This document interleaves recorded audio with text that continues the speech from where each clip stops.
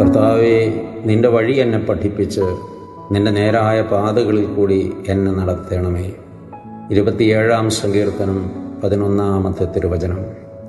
കർത്താവേ, നിൻ്റെ വഴി എന്നെ പഠിപ്പിക്കണമേ. നിൻ്റെ വഴി, എൻ്റെ വഴിയല്ല, നിൻ്റെ വഴി എന്നെ പഠിപ്പിക്കണമേ. ഇത് എല്ലാ ദിവസവും എല്ലാ മനുഷ്യരും പ്രാർത്ഥിക്കേണ്ടതായ ഒരു പ്രാർത്ഥനയാണ്. പലപ്പോഴും നമ്മൾ നമ്മുടെ വഴി സ്വയം കണ്ടെത്തുകയോ തിരഞ്ഞെടുക്കുകയോ ചെയ്യുന്നു എന്നൊരു അപജയവും പരാജയവും നമ്മളെ ബാധിക്കുന്നുണ്ട്.